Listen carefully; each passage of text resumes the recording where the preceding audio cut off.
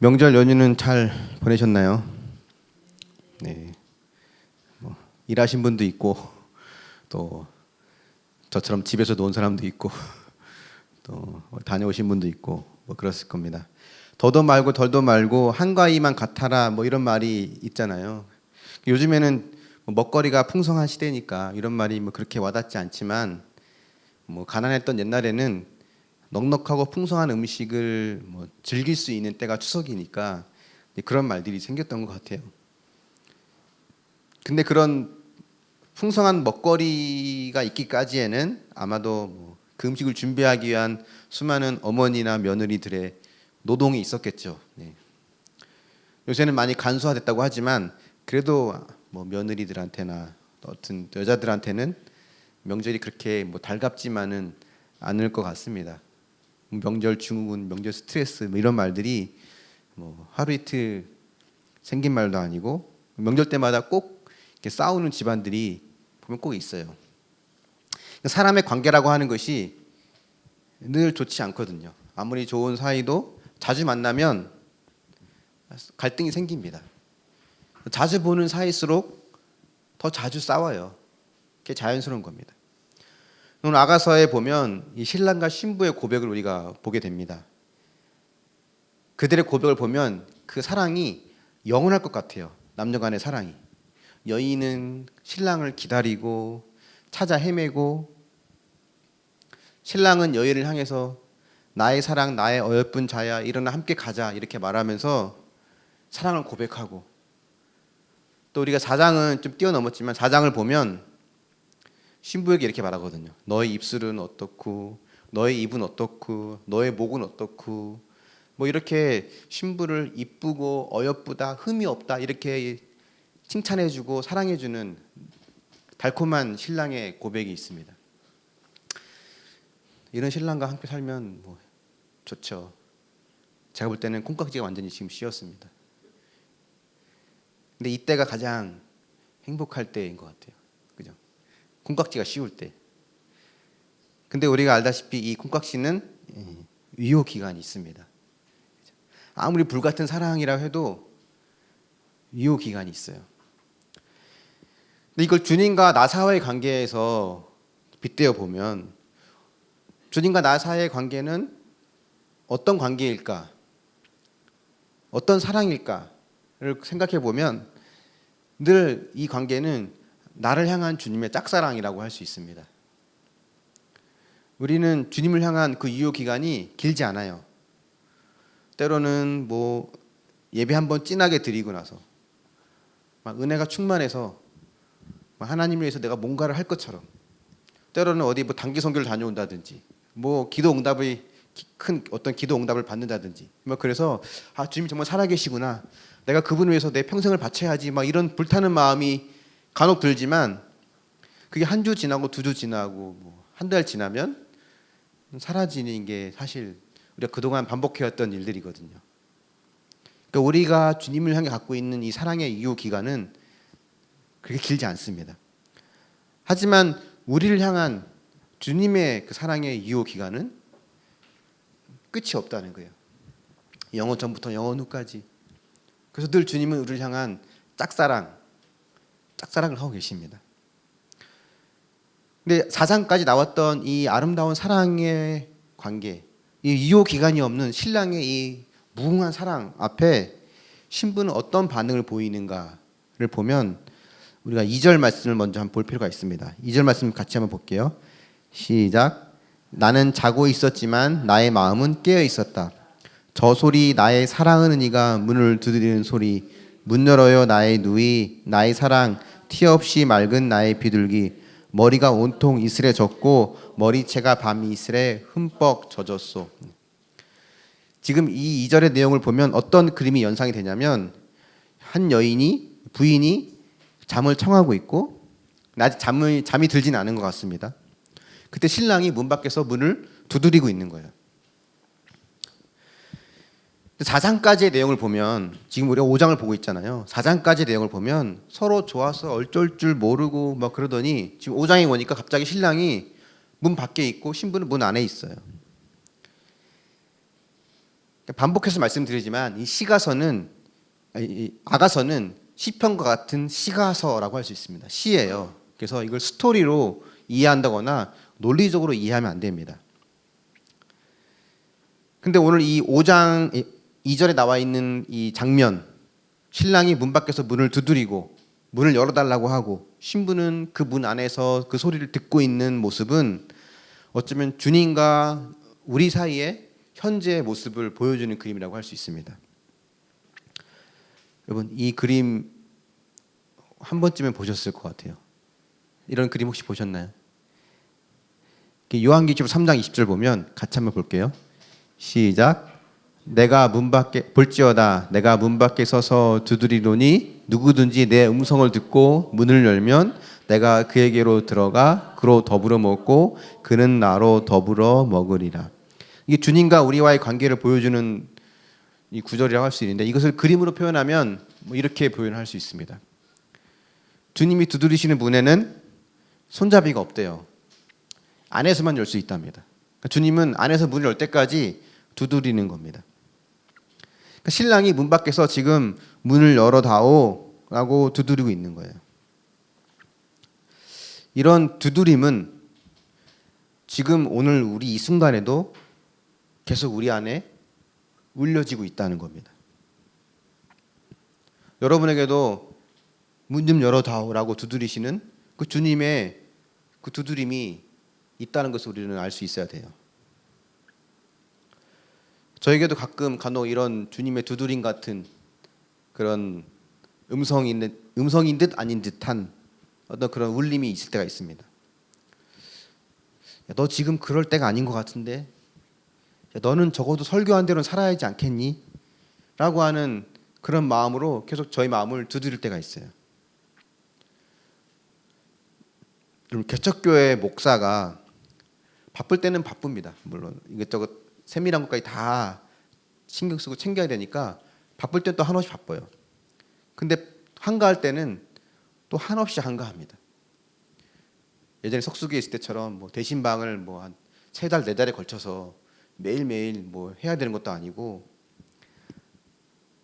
맘먹고 한번 다 신방하면 일주일 안에 다 끝나거든요. 시간이 많고 한가할 때 기도하고 책도 보고 말씀도 뭐 묵상하고 뭐 그럼 얼마나 좋겠습니까? 근데 바쁜 시간이 끝나고 나면 바쁜 시즌이 어떻게 끝나고 좀 한가함이 확 몰려오면 때로는 다 놔버리고 싶을 때가 있어요. 그냥 막 살고 싶어질 때가 있습니다. 그냥 막 산다고 해서 막 죄를 짓는 건 아니지만 TV도 그냥 막 보고 인터넷도 밤새도록 하고 싶고 그냥 멍 때리면서 대책 없이 살고 싶을 때가 가끔 있어요. 그런 충동이 가끔 찾아옵니다. 그리고 실제로 가끔 또 며칠은 그렇게도 살아봅니다. 그럼 그럴 때마다 두드리는 하나님의 그 울림이 있어요. 야, 너 지금 그럴 때가 아니지 않니? 야, 너가 적어도 설교한 대로 살아야 되지 않겠니? 때로는 우리가 내 기분대로, 내 감정대로, 내 하고 싶은 대로 막 행동해 버리고 싶을 때가 있어요. 누군가가 나에게 상처를 주고 아픔을 줄 때 이건 내 잘못이 아니야, 이건 니들 잘못이야 라는 합당한 증거를 막 들이대면서 막 싸우고 싶을 때도 있습니다. 저도 예전에 섬겼던 개척교회에서 그 막 도망치다시피 교회를 뛰쳐나오고 난 다음에 한 몇 달은 제가 혼자 막 무슨 배우도 아닌데 혼자 제가 하고 싶었던 말들을 그 목사님에게 하고 싶었던 말들을 막 따지듯이 막 했던 기억이 나요. 네가 그러고도 목사냐 그러면서 막 그런 마음을 막 쏟아냈던 기억이 납니다. 이건 내 잘못이 아니야, 네 잘못이야 라는 증거를 대면서 막 따지고 싶고 그렇게 해서 내가 이기고 또 이겨서 코를 납작하게 만들고 내가 옳았다는 것을 증명하고 싶은 마음이 들 때가 있거든요. 근데 그런 마음이 들 때 그때도 저에게 주님은 또 두드리세요.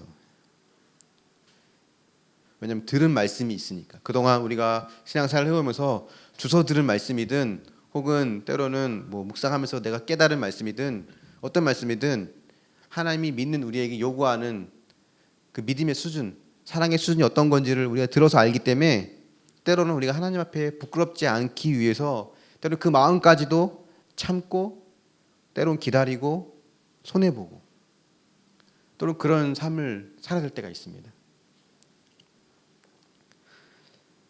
근데 그 두드리는 두드림이 주님의 두드림이 바로 그런 마음이거든요. 근데 2절 아까 읽었던 2절 후반부에 보면 신랑의 머리가 온통 이슬에 젖었대요. 머리채가 밤 이슬에 흠뻑 젖었다고 합니다. 이슬에 젖어서 흠뻑 다 젖을 정도면 오랜 시간을 밖에서 두드렸다는 거거든요. 소나기처럼 쏟아지는 폭우에 젖는 것은 한순간이지만 이슬에 흠뻑 젖기에는 매우 긴 시간이 필요합니다. 그러니까 주님이 포기하지 않고 계속해서 지금까지도 두드리고 있다는 걸 말합니다. 주님은 우리를 계속 이렇게 두드리면서 괴롭혀요. 때로 우리를 힘들게 합니다. 근데 그분의 말씀이 내 안에 있기에 또 성령이 내 안에 있기 때문에 그 말씀을 우리가 무시하지 못합니다. 내 욕심대로 내 욕망대로 막 하고 싶지만 그게 선뜻 되어지지 않아요. 물론 결국은 우리 욕심대로 할 때도 많죠. 우리 연약한 죄인이니까. 그래도 마음이 편하지 않아요. 그래서 갈등 충만이 성령 충만이다라는 말을 합니다. 계속 내 마음을 두드리면서 나를 괴롭히고 있는 나의 갈등을 주고 있는 그분에게는 그 문을 여는 것이 가장 빠르고 편합니다. 즉 다시 말하면 나의 의지를 그분께 완전히 드려서 복종하는 거예요. 가장 힘들지만 용서하는 것, 가장 힘들지만 사랑하는 것, 가장 힘들지만 예배의 자리에 기도의 자리를 지키는 것, 그게 가장 힘든 것인가 동시에 또 쉬운 것이기도 합니다. 혹시 여러분 안에 하나님과 아직까지 씨름하고 있는 게 있나요? 그렇다면 여러분 그분의 두드림을 외면하지 마십시오. 그러니까 우리가 지금 think 양육을 하는 것도 사실 이거거든요. 주님의 두드림을 직면하자는 거예요. 나를 두드리는 그 두드림 앞에 애써 외면하고 무시하지 말고 하나님 말씀으로 나의 그 두드리는 그 하나님의 음성을 좀 더 우리가 귀 기울여 들어보고 거기에 반응하자는 겁니다. 근데 여기에 대한 그 신부의 반응은요 좀 안타깝습니다. 3절 말씀 같이 보겠습니다. 3절 말씀 시작. 나는 벌써 옷을 벗었는데 다시 입어야 하나? 발도 씻었는데 다시 흙을 묻혀야 하나? 신부가 지금 문을 열지 말지를 고민하고 있는 겁니다. 신랑이 머리채부터 다 이슬에 온통 흠뻑 젖을 때까지 계속 두드리지만 신부는 옷 벗었는데 이미 잠잘 준비 다 했는데 다 씻었는데 라고 하면서 지금 머뭇거리면서 고민하고 있는 거예요. 당시에는 그 신발이 우리처럼 뭐 운동화나 구두 같은 형식이 아니라서 다 샌들 형식이었기 때문에 외출하고 돌아오면 반드시 발을 씻어야 됐습니다. 뭐 우리처럼 길이 아스팔트나 이런 보도블록이 아니잖아요. 옛날에는 다 흙길이니까 다 진흙이 묻고 먼지가 묻거든요. 그럼 외출하고 돌아오면 씻어야 실내로 들어올 수 있어요. 근데 다시 신랑을 맞이하러 나가야 된다면 아마 여간 귀찮은 건 아닐 겁니다. 뭐 그런 경우 많지 않습니까? 다 샤워하고 잠잘 준비 다 했는데 옷 갈아입고 다 잘 준비 다 했는데 뭐 차에 뭘 놓고 온다든가 뭐 마트 가서 뭘 사와야 된다든가 그러면 다시 옷 입고 나가기 얼마나 귀찮아요. 근데 여인의 마음이 이런 마음이었던 것 같아요. 근데 사실 이 마음이 좀 이상합니다. 왜냐하면 얼마 전까지만 해도 서로 사랑한다고 당신만 있으면 된다고 하면서 금과 은으로 치장한 가마가 들어와도 눈에 들어오지 않고 그냥 신랑만 보고 신랑이랑 들판에서 어떻게 지내든 당신만 있으면 된다라고 하면서 그렇게 사랑을 고백하더니 이제는 신랑이 문 밖에서 문을 아무리 두드려도 문을 열어주지 않는 신부가 되었습니다. 왜 이럴까 신부가? 신랑이 가마를 가지고 타고 오면서 이제 혼인잔치로 자기를 데려가려고 할 때는 기뻐했죠. 그분과 함께함이 즐겁고 행복했습니다.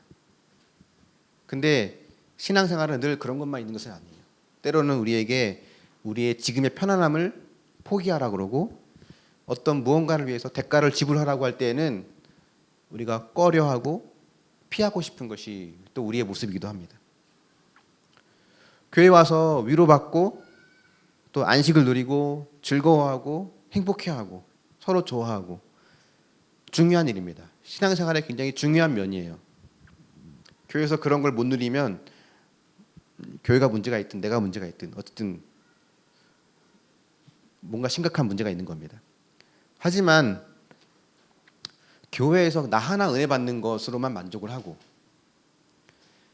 믿음의 선한 싸움을 싸우고 또 공동체 안에 힘들고 아픈 자들의 마음을 읽지 못하고 복음을 알지 못하는 자들, 세상의 그 피라미드 구조 밑바닥에서 발버둥 치며 살아가는 아픔을 겪는 자들에 대해서 궁금해하지도 않고 관여하고 싶어 하지도 않고 오직 그냥 교회 와서 예배 드리고 편안하고 은혜 받고 위로받는 것이 내 삶의 내 신앙의 유일한 목적이 된다면 그 신앙은 참된 신앙이 아니에요. 참된 관계가 아닙니다.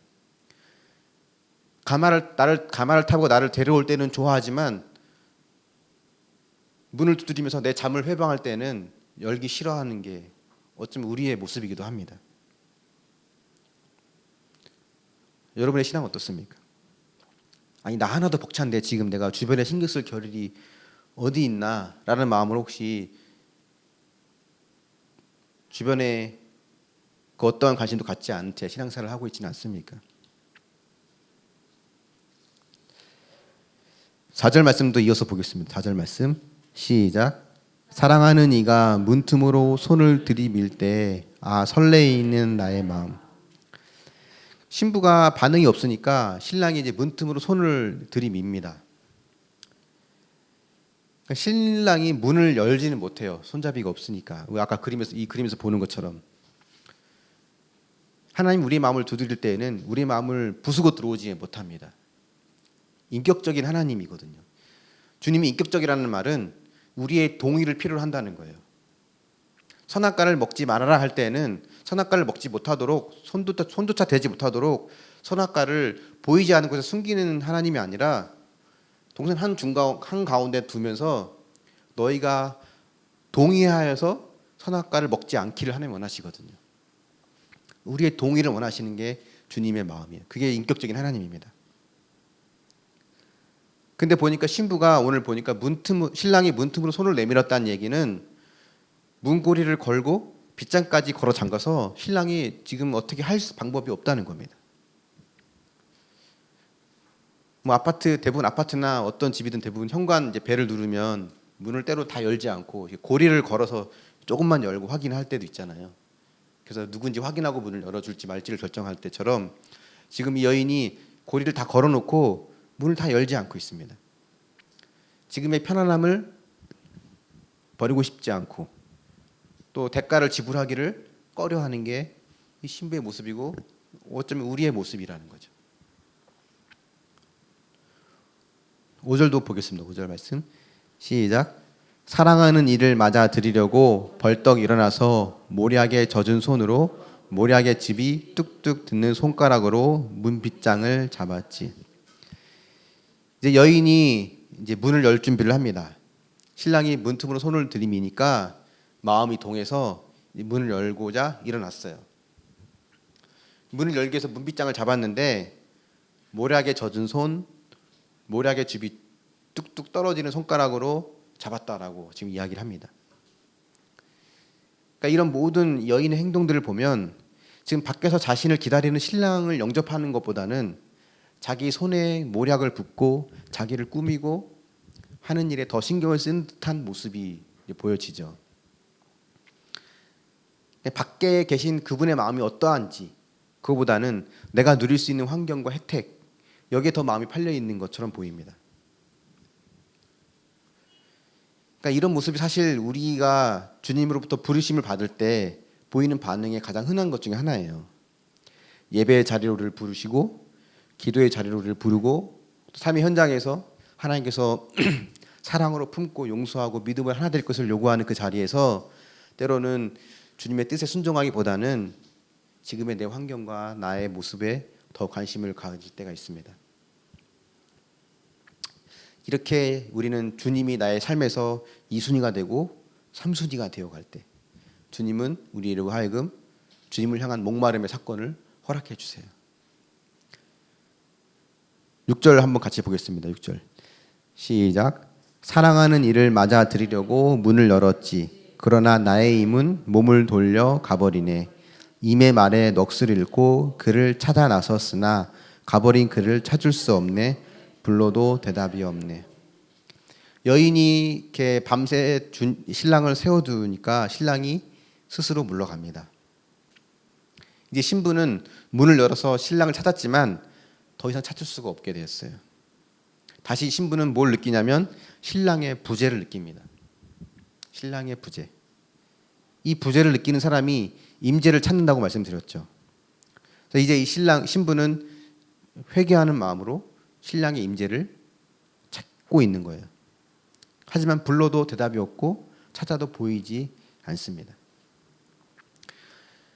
그러니까 내 안에 두드리시는 주님의 음성이 있습니다. 각자 여러분의 삶 속에 두드리시는 음성이 있어요. 야, 그러면 안 되지. 이렇게 해야 되지 않겠니? 라고 하는 따뜻한 주님의 두드림이 있을 때 우리가 그 음성을 계속 외면하면 또 무시하면 점차 주님은 우리 삶에서 멀어집니다.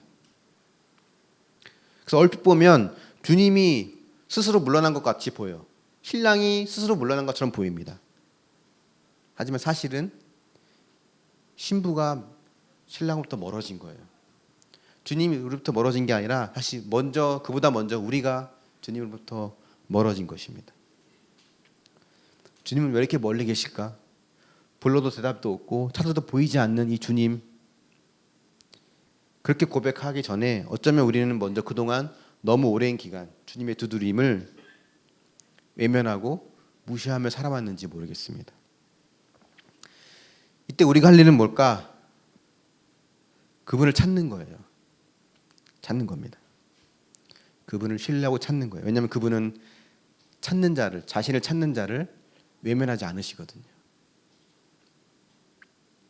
근데 이 신랑을 찾아 나서는 이 행위는 이번이 처음이 아니에요. 여러분 기억하실지 모르겠지만 앞에 2장인가 3장에 가면 이런 사건이 한 번 더 나왔었습니다. 그때도 신부가 신랑을 찾아 나섰었어요. 근데 그때 찾는 것보다 지금 찾을 때가 더 고통스러운 환경입니다. 7절도 한번 보겠습니다. 7절 말씀 시작. 성읍을 순찰하는 야견꾼들이 나를 때려서 상처를 입히고 성벽을 지키는 파수꾼들이 나의 겉옷을 벗기네. 나를 찾아오는 그리스도 예수님의 그 두드림을 내가 외면하고 내 육신의 편안함을 쫓고 세상의 가치를 쫓고 이렇게 주님을 멀리할 때 우리에게 주어지는 것은 바로 고난입니다. 고난. 이 고난을 통해서 하나님 우리를 부르세요. 각 사람의 믿음의 수준에 따라서 삶의 처지에 따라서 그 정도는 차이가 있지만 하나님은 고난을 통해서 부르십니다. 앞에 3장에서는 이 여인이 신랑을 찾아 나설 때 이 순찰자들에 의해서 뭐 상하거나 뭐 겉옷이 벗겨진다거나 뭐 그런 일이 없었어요. 오히려 그들 덕분에 신랑을 찾게 되거든요. 근데 오늘 여기 보는 5장에서는 순찰자들이 때리고 상처를 입히고 겉옷을 벗깁니다. 그러니까 이 순찰자들이 왜 이렇게 여인을 때리고 겉옷을 벗기고 상처를 입히는 걸까? 이 순찰자들은 어찌 보면 이 여인과 신랑 사이에 제3자거든요. 둘 사이에 직접 관계하지 않은 제3자예요. 그래서 어찌 보면 더 객관적으로 볼 수 있는 사람들입니다. 이 순찰자들의 이 행위는 이 여인이 지은 죄가 얼마나 심각한 것인지를 보여주고 있는 겁니다. 끊임없는 주님의 두드림을 외면하고 나의 편안함과 나의 욕심을 따라가는 이 삶이 얼마나 심각한 죄인인가를 지금 보여주고 있는 거예요. 이런 고난과 이런 고통을 당할 만큼의 큰 죄라고 하는 것을 보여준다고 볼 수 있습니다. 물론 모든 것이 다 죄에 대한 결과라고 말할 수 없지만 이 여기서 나온 순찰자들의 행위는 죄를 깨닫게 하기 위한 하나님의 그런 고난의 방법이라고 할 수 있죠. 그래서 더 큰 사랑을 받은 자일수록 하나님 때로는 더 큰 고난으로 돌이키게 하십니다.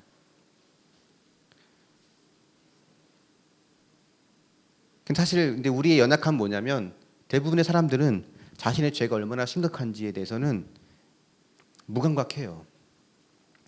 나의 죄를 대수롭지 않게 심각하게 보지 않고 싶어하는 마음이 늘 있습니다. 근데 이 여인이 왕의 신부로 택함을 받았잖아요. 왕의 신부가 되었는데 이 여인이 지금 뭔가 잠시 착각하고 있는 게 있어요. 뭐였냐면 이 자신의 원래 신분이 무엇인가를 지금 잊고 있습니다. 이 여인의 원래 신분은 뭐였냐면 검고 쭈글쭈글한 포도원에서 일하는 일꾼이었어요. 계달의 장막 같은 자라고 했죠. 다 헐거지고 너덜너덜해지고 시커멓게 볼품없고 매력없는 그런 장막이었습니다. 다시 말하면 누가 보더라도 왕의 신부로는 선택받을 자격이 없는 사람이라는 거죠. 솔로몬이 신부로 받아들인 사람들은 주변 인근 국가의 공주라든가 아니면 세력이 큰 사람들의 딸, 뭐 그런 사람들이었어요. 거기에 비하면 이 여인은 택함 받을 만한 자격과 조건이 되어지지 않는 사람입니다.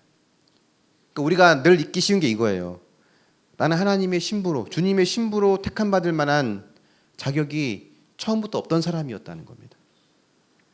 우리는 늘 이 두 가지를 인식해야 되는데 그중에 하나는 뭐냐면 내 안에 있는 죄성이 얼마나 큰지 이걸 우리는 늘 인식해야 됩니다. 흙탕물을 유리병에 오랫동안 담가두면 어떻게 되는지 아시죠? 흙탕물은 다 밑에 가라앉고 위에 맑은 물이 뜨게 됩니다. 근데 겉으로 보면 굉장히 맑은 물인 것처럼 보여요. 근데 잠깐만 흔들면 다시 밑에 흙탕물이 올라오면서 물은 더러운 물로 바뀌게 되죠. 어찌 보면 우리의 모습이 그와 같을 수 있는 것 같아요. 우리가 신앙생활을 하고 또 오랫동안 때로는 뭐 말씀대로 살아온다고 하면서 믿음을 지켜왔기 때문에 우리 안에 죄성이 꾹꾹 눌러져 있긴 하지만 그래서 겉에 떠 있는 위에 떠 있는 맑은 물이 우리의 원래 모습인가라고 착각하기 쉽지만 조금만 사건이 오면 조금만 어려운 일이 오거나 흔들리면 그동안 잠재되어 있던 내 삶의 그런 더러운 죄성들이 다시 언제든지 올라오는 것이 우리의 모습입니다. 그래서 내가 처음부터 자격 없는 심각한 죄인이구나 라고 하는 것을 우리는 깨달아야 돼요. 두 번째로 우리가 인식해야 될 건 뭐냐면 나를 향한 그분의 사랑이 얼마나 크고 위대한지를 내가 상상할 수 없을 만큼 크다는 것을 우리는 알아야 됩니다. 너무 크면요 우리가 그 크기를 감을 잡지 못합니다. 자, 세계 제1의 갑부가 누군지 혹시 아십니까? 전 세계 제1의 갑부 뭐 빌 게이츠인가 제가 찾아보니까 2019년 세계 제1의 갑부 보니까 아마존의 설립자이면서 CEO였던 CEO인 제프 베조스라는 사람이래요. 잘 모르는데 재산이 얼마큼이냐면 157조 3천억이라고 합니다. 157조면 얼마나 돈이 많은 걸까? 우리나라 1년 예산이 469조거든요. 그러니까 우리나라 예산의 거의 3분의 1 정도를 한 개인이 갖고 있는 거예요.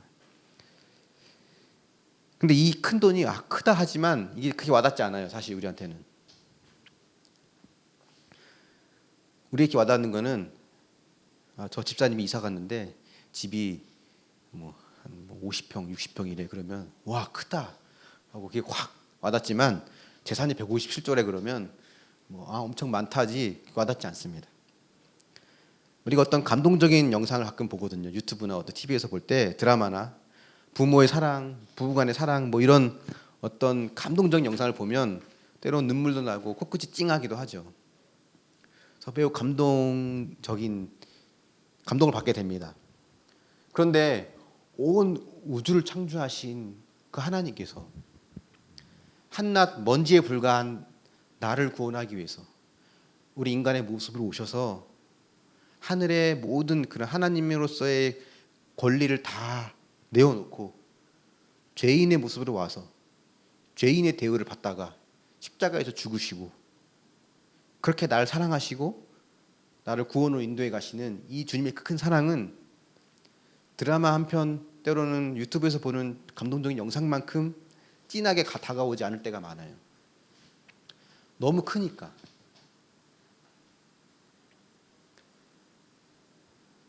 그래서 우리 삶 속에 때로는 이 두 가지를 늘 잊고 살아갈 때가 많이 있습니다.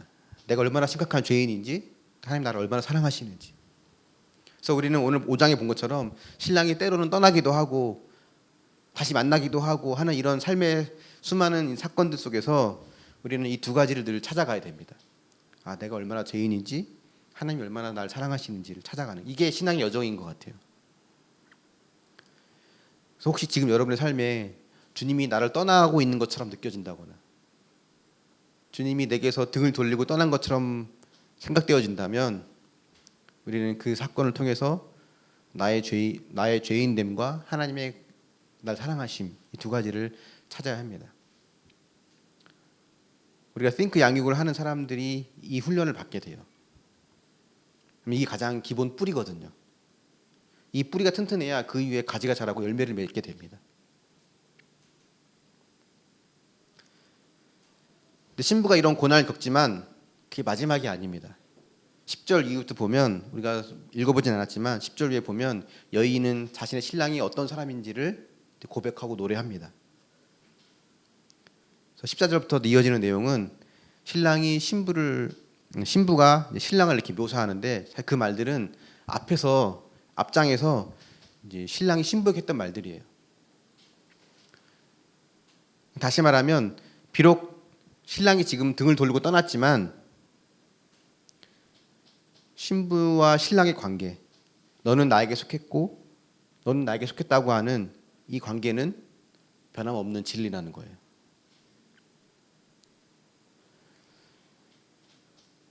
우리가 아까 본 말씀처럼 요한계시록 3장 20절처럼 계속해서 주님은 우리를 여전히 두드리고 계시고 나와 더불어 먹고 마시기를 기다리고 계십니다. 근데 우리는 삶에 수없이 주님을 문 밖에 세워두기도 하고 순찰자들에게 상처를 입고 겉옷이 벗겨지는 것처럼 고난을 듣기도 합니다. 근데 그 고난과 상처가 주님과 나와의 관계, 즉 신랑과 신부의 관계가 중단되었다는 것을 말하지 않아요. 그리고 이 아가서의 놀라운 사랑은 뭐냐면 이 깨어진 친밀함은, 깨어진 사랑은 결국은 회복된다는 겁니다. 고통스러운 시간조차도 영원한 행복이 스며들어 있다고 말해요. 더 놀라운 것은 여인은 성읍을 돌아다니면서 신랑을 찾아 헤매지만 그때마다 때론 어려움도 겪지만 단 한 번도 신랑을 못 만난 적은 없었다는 겁니다. 주님은 자신을 찾는 자에게 지금도 만나주기를 기다리고 계세요.